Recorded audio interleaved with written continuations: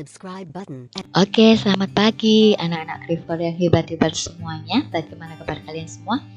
Ya, Miss Devi berharap kalian tetap dalam keadaan yang sehat dan masih tetap semangat meskipun kita belajar masih di rumah. Oke, hari ini kita ketemu lagi di pembelajaran tematik ya. Kita sudah masuk di tema 4G, subtema 2. Hari ini kita akan membahas pembelajaran 3 dan 4. Bagaimana anak-anak hebat? Sudah siap? Oke, kita mulai ya. Kita akan membahas tentang bahasa Indonesia. Menuliskan informasi baru dari teks yang telah dibaca. Kalian bisa buka buku kalian, di situ ada bacaan yang berjudul Rumah Adat dalam Persatuan dan Kesatuan. Kita akan membacanya bersama-sama. Di Kampung Bena, Flores, Nusa Tenggara Timur, gotong royong tidak hanya menjadi slogan, tapi juga dilaksanakan dalam aktivitas menjaga tradisi leluhur mereka. Kampung Bena sendiri merupakan salah satu kampung adat tertua di Ngada, Flores. Kampung ini terletak di kaki Gunung Inerye. Hampir sebagian besar dari penduduknya memiliki mata pencaharian sebagai petani. Sebagai kampung adat, masyarakat Kampung Bena memiliki upacara adat di hampir setiap keseharian mereka. Salah satunya adalah dalam proses pembuatan rumah adat yang menjadi ciri khas Kampung Bena. Bagi masyarakat Kampung Bena, rumah adat tak sekedar untuk ditinggali, namun menunjukkan status mereka sebagai penjaga tradisi leluhur secara turun-temurun. Oleh karena itu, membangun rumah adat amatlah penting untuk melestarikan tradisi leluhur yang kian lama kian ditinggalkan. Proses pembangunan rumah adat selalu diawali dengan upacara adat. Para warga bergotong royong dalam mempersiapkan upacara adat. Tidak hanya bergotong royong dalam upacara adat, para warga juga saling membantu menyediakan bahan-bahan mendirikan rumah, misalnya kayu. Eri Bena, warga asli suku Bena, menyatakan gotong royong merupakan tulang punggung kehidupan masyarakat Bena. Orang melihat bahwa dari luar kami hanya terdiri dari satu suku, padahal ada 9 suku. Sejak awal, 9 suku itu hidup damai dan bergotong royong dalam memenuhi kebutuhan sehari-hari. Jelas Eri. Eri juga menambahkan bahwa gotong royong dalam proses pembangunan rumah adat dari Kampung Bena adalah salah satu dari sekian banyak contoh gotong royong dalam aktivitas hidup sehari-hari.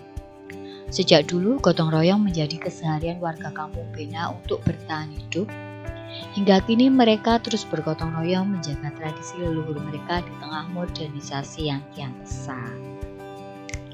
Nah, kalian sudah membaca bacaan tersebut. Sekarang kita akan menjawab pertanyaan yang ada di halaman 52.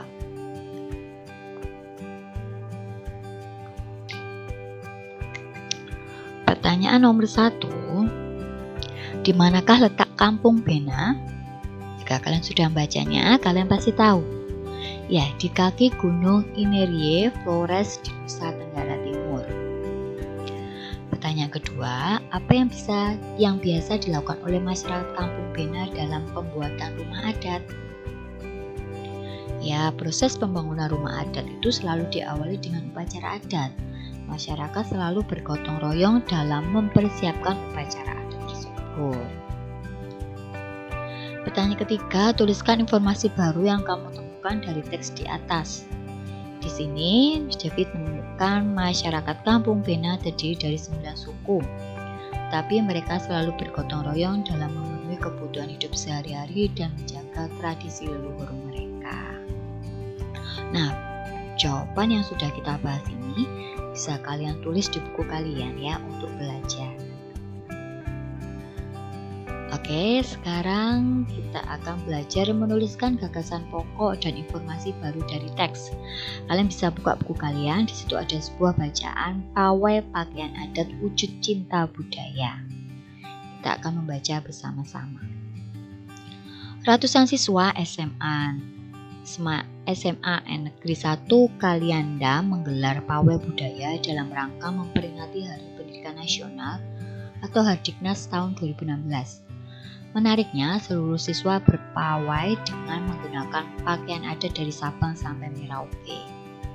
Wakil Kepala Sekolah Hernani MPD menyatakan bahwa pawai tersebut diikuti oleh total 800 orang siswa kelas 10 dan 11 dengan pakaian adat lengkap. Diharapkan hal tersebut dapat menambahkan rasa persatuan dan kesatuan serta rasa cinta akan adat dan budaya yang ada di Indonesia. Demikian pula halnya dengan ratusan siswa TK sekecamatan Kota Bangkalan yang mengadakan pawai pakaian adat dari Sabang sampai Merauke. Diikuti oleh 42 lembaga pendidikan TK, pawai ini diadakan dalam rangka memperingati Hari Kemerdekaan Republik Indonesia. Asisten Kresra Bupati Bangkalan, Dr. Hasanuddin Buhori menyatakan bahwa dengan adanya pawai pakaian adat sejak dini, anak-anak dapat mengetahui asal daerah pakaian adat yang mereka pakai. Dengan begitu, anak-anak dapat memahami keanekaragaman suku dan budaya bangsa yang tersebar dari Sabang sampai Merauke. Tak kalah menarik, ratusan siswa SD turut memeriahkan HUT Kemerdekaan RI. Di Aceh, dengan pawai pakaian daerah berbagai suku yang ada di Indonesia diikuti oleh 11 sekolah dasar sekecamatan Kota Kuala Simpang dan 2 sekolah dasar dan dari kecamatan Rantau. Pawai pakaian adat berlangsung meriah. Kepala UPTD Pendidikan 3 Syamsunaidi SPD menyatakan bahwa kegiatan ini dilangsungkan selain memeriahkan ulang tahun kemerdekaan bangsa, juga sebagai upaya memupuk rasa persatuan dan kesatuan serta menumbuh kembangkan nilai-nilai kebangsaan para peserta didik. Nah, kalian sudah membaca bacaan tersebut, sekarang kita akan membahas pertanyaan yang ada di halaman 60. Kalian bisa perhatikan dan bisa menuliskannya di buku kalian. Nomor 1, buatlah 5 pertanyaan berdasarkan bacaan tersebut. Ya, kita akan membuat 5 pertanyaan. Yang pertama, dalam rangka memperingati apa siswa SMA Negeri 1 Kalianda menggelar pawai budaya? Berapa jumlah siswa yang mengikuti pawai tersebut? Kemudian, apa tujuan diadakan pawai pakaian adat siswa TK sekecamatan Kota Bangkalan? Yang keempat, dalam rangka apa diadakan pawai pakaian adat siswa TK sekecamatan Kota Bangkalan? Dan yang terakhir, kegiatan apa yang diadakan di Kota Kuala Simpang untuk memeriahkan HUT Kemerdekaan RI? Yang kedua, carilah makna dari kosakata berikut. Di situ ada 5 kosakata baru. Yang pertama, menggelar. Makna kosakata tersebut adalah mempertontonkan. Yang kedua, tersebar, maknanya terhambur atau terserak-serak. Yang ketiga, meriah, yaitu maknanya ramai yang bersifat sukaria. Keempat, menumbuh kembangkan, maknanya menjadi lebih berkembang. Dan yang kelima, lembaga pendidikan, yaitu tempat berlangsungnya proses pendidikan. Pertanyaan ketiga, setelah menemukan arti kosakata pada nomor 2, buatlah kalimat menggunakan kosakata tersebut. Nih ada 5 ya pertanyaan, ada 5 kalimat. Yang menggelar itu SD Nobel menggelar pawai budaya dalam rangka memperingati HUT Kemerdekaan RI. Kemudian yang kedua, tersebar. Bangsa Indonesia memiliki keanekaragaman suku dan budaya yang tersebar dari Sabang sampai Merauke. Yang ketiga, meriah. Pawai budaya yang diadakan SD Nobel berlangsung sangat meriah. Yang keempat, menumbuh kembangkan, yaitu pawai budaya bertujuan untuk menumbuh kembangkan nilai-nilai kebangsaan pada para siswa. Dan yang kelima, lembaga pendidikan. Pawai budaya diikuti oleh lembaga pendidikan dari TK, SD, serta SMP di Tulungagung. Nah, kalian bisa mencatatnya ya. Kemudian yang keempat, tuliskan gagasan pokok tiap paragraf dari teks tersebut. Bacaan tersebut terdiri dari 4 paragraf, jadi ada 4 gagasan pokok. Paragraf pertama yaitu ratusan siswa SMA Negeri 1 Kalianda menggelar pawai budaya dalam rangka memperingati Hari Pendidikan Nasional tahun 2016. Paragraf kedua, ratusan TK sekecamatan Kota Bangkalan mengadakan pawai pakaian adat dari Sabang sampai Merauke. Paragraf ketiga, ratusan siswa SD di Aceh memeriahkan HUT Kemerdekaan RI dengan mengadakan pawai pakaian daerah berbagai suku yang ada di Indonesia.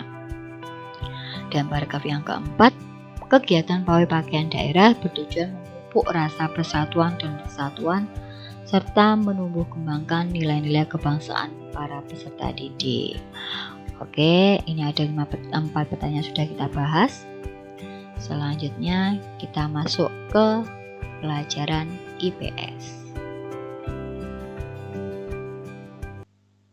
Menjelaskan keragaman rumah adat di Indonesia. Rumah adat merupakan salah satu keragaman budaya di Indonesia. Rumah adat adalah rumah khas suatu daerah yang bentuknya disesuaikan dengan kondisi lingkungan masyarakat setempat. Penyesuaian ini membuat bentuk rumah adat di Indonesia menjadi beragam. Selain itu, keragaman bentuk rumah adat disebabkan oleh kondisi lingkungan alam yang berbeda-beda di setiap wilayahnya. Berikut adalah daftar nama rumah adat 34 provinsi di Indonesia. Provinsi Aceh, nama rumah adatnya Rumoh Aceh. Sumatera Utara, Rumah Balai Batak Toba dan Rumah Bolon. Sumatera Barat, Rumah Gadang. Riau, Rumah Selaso Jatuh Kembar. Kepulauan Riau, Rumah Belang Bubung. Jambi, Rumah Panggung. Bengkulu, Rumah Bumbungan Lima. Sumatera Selatan, Rumah Limas. Kepulauan Bangka Belitung, Rumah Rakit. Dan Lampung, Rumah Nuo Sesat. Provinsi berikutnya, Banten, Rumah Baduy. DKI Jakarta, Rumah Kebaya. Jawa Barat, Rumah Kasepuhan. Jawa Tengah, Rumah Joglo. Yogyakarta, Rumah Joglo dan Bangsal Kencono. Jawa Timur, Rumah Joglo, Situ Bondo. Bali, Gapura Candi Bentar. Nusa Tenggara Barat, Dalam Loka Samawa. Nusa Tenggara Timur, Sauata Mosa Laki Tanah. Kalimantan Barat, Rumah Panjang. Provinsi berikutnya, Kalimantan Tengah, Rumah Betang.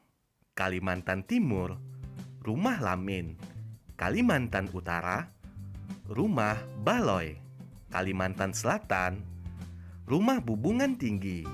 Sulawesi Utara, Rumah Pewaris. Gorontalo, Rumah Dulohupa. Sulawesi Tengah, Rumah Tambi. Sulawesi Barat, Rumah Banua Layu. Sulawesi Selatan, Rumah Tongkonan. Sulawesi Tenggara, Istana Kesultanan Buton. Provinsi Maluku, Rumah Baileo. Maluku Utara, Rumah Sasadu. Papua Barat, Rumah Honai. Papua, Rumah Honai. Keunikan rumah adat di Indonesia. Rumah adat Baileo, asal provinsinya Maluku. Keunikan rumah adat ini berbentuk panggung, dindingnya terbuat dari kayu. Lantai rumah dibuat dari papan yang disusun saling berdekatan tanpa paku. Atapnya berbentuk seperti prisma dengan selasar di bagian depan dan belakangnya.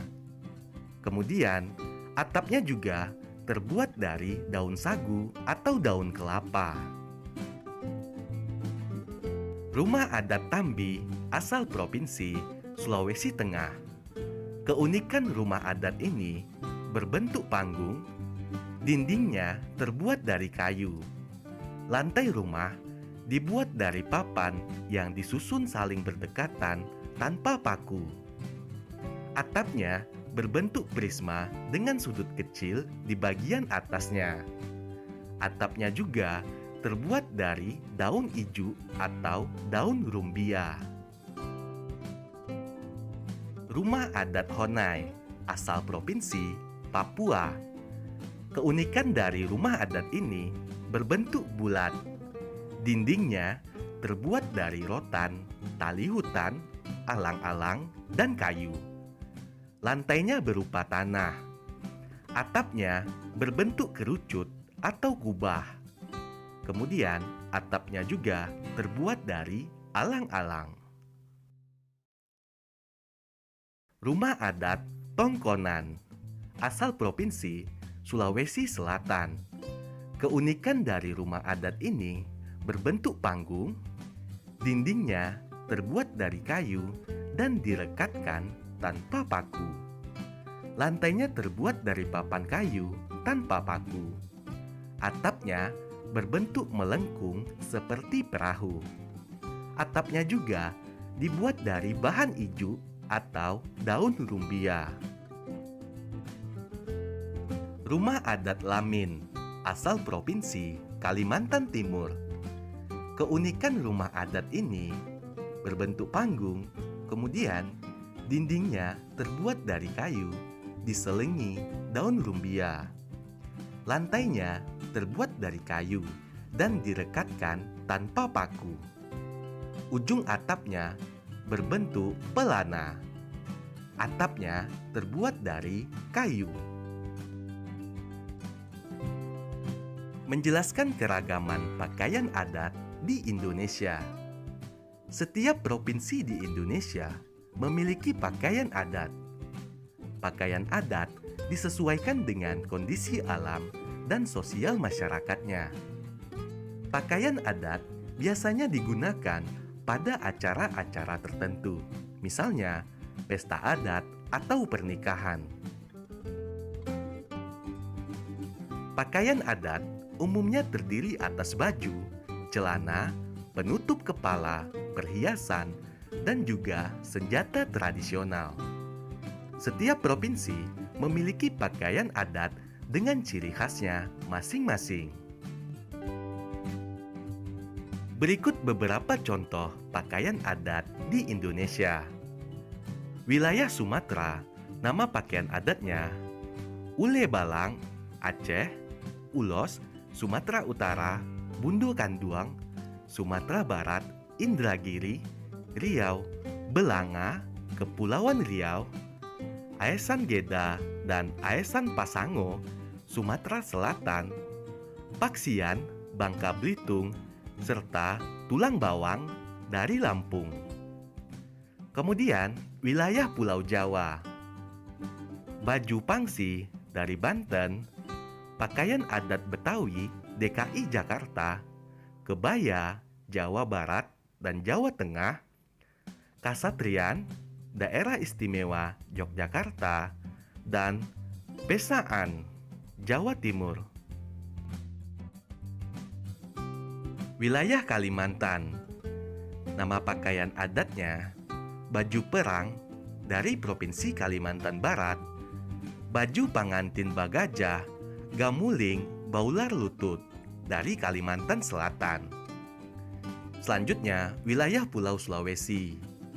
Biliu, Gorontalo, pakaian adat suku Tolaki dari Sulawesi Tenggara, baju Enggambe, Sulawesi Tengah, baju Bodo dari Sulawesi Selatan, dan pakaian adat Mandar dari Sulawesi Barat. Selanjutnya, wilayah Pulau Maluku.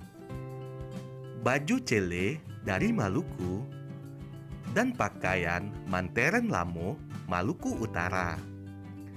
Pulau Papua, pakaian adat Ewer, Papua Barat, dan pakaian adat Papua, Provinsi Papua. Keunikan pakaian adat di Indonesia. Pakaian adat Bali. Keunikan dari pakaian adat ini, pakaian adat pria Bali terdiri dari ikat kepala atau udeng, kain songket saput, dan sebilah keris terselip di pinggang bagian belakang. Pakaian adat perempuannya yaitu berupa kain songket, setagen songket atau meprada, dan selendang atau senteng. Kemudian bagian kepala memakai hiasan bunga emas dan bunga Kamboja. Pakaian adat Kalimantan Timur. Keunikannya, pakaian adat pria dari Kalimantan Timur memakai tutup kepala atau topi yang berhiaskan bulu-bulu enggang, baju rompi, dan kain tenun sebatas lutut. Sebuah tameng dengan hiasan yang khas berada di tangannya. Berikutnya, pakaian adat perempuan dari Kalimantan Timur memakai topi dengan hiasan yang khas, baju rompi, serta kain atau rok dengan warna dan hiasan yang khas pula. Pakaian adat Jawa Barat. Keunikannya, pakaian adat pria berupa tutup kepala atau destar, berjas dengan leher tertutup atau jas tutup, dan berkain batik. Pakaian adat perempuannya memakai baju kebaya dan berkain batik. Rumah adat Sulawesi Selatan.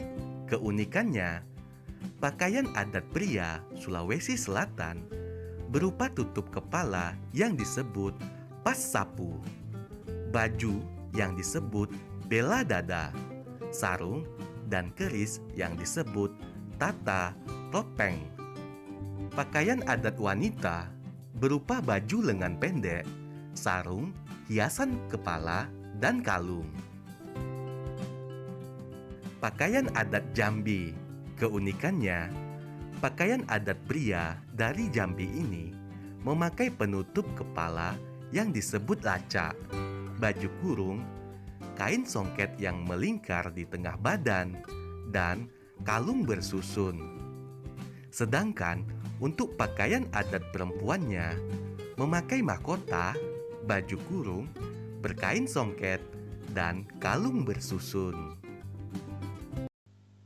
Oke, kalian sudah memperhatikan tentang penjelasan tentang pelajaran materi PS. Sekarang kita masuk ke pelajaran PPKN. Silakan kalian perhatikan penjelasan berikut ini.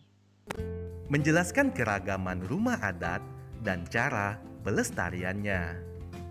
Setiap rumah adat memiliki makna tersendiri bagi masyarakat suatu daerah. Keragaman bentuk dan makna setiap rumah adat membuat Indonesia semakin indah dan kaya. Untuk itu, penting bagi kita untuk melestarikan rumah adat tersebut. Usaha pelestarian yang dapat kita lakukan adalah sebagai berikut. Yang pertama, mempromosikan keindahan rumah adat suatu daerah sesuai pengetahuanmu. Kemudian, mengunjungi rumah adat saat berlibur ke suatu daerah. Tidak mencoret-coret dan merusak fasilitas rumah adat. Menjaga kebersihan rumah adat di suatu daerah. Menghargai bentuk rumah adat suku lain. Menjelaskan keragaman pakaian adat dan cara pelestariannya.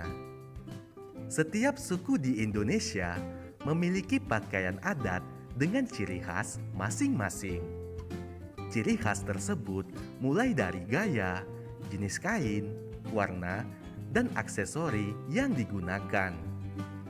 Pakaian adat merupakan kekayaan yang harus kita banggakan dan lestarikan. Upaya pelestarian pakaian adat yang dapat kita lakukan adalah sebagai berikut. Yang pertama, bangga menggunakan pakaian adat. Misalnya, anak perempuan mengenakan kebaya pada peringatan Hari Kartini. Kedua, mengenakan seragam batik di sekolah pada hari tertentu. Ketiga, mengadakan acara peragaan pakaian adat secara rutin. Keempat, menghargai pakaian adat dari daerah lain. Kelima, mempromosikan keindahan pakaian adat suatu daerah sesuai pengetahuanmu. Oke, pelajaran hari ini sudah selesai. Ya, semoga apa yang disampaikan Miss Devi bisa bermanfaat buat kalian. Dan jangan lupa, apa yang sudah kita bahas tadi, kalian bisa tuliskan di buku kalian untuk memudahkan kalian belajar. Oke, pelajaran ini selesai. Miss Devi ucapkan banyak-banyak terima kasih buat perhatian. Dan jaga kesehatan, jangan lupa ya. Kemudian Tuhan Yesus memberkati.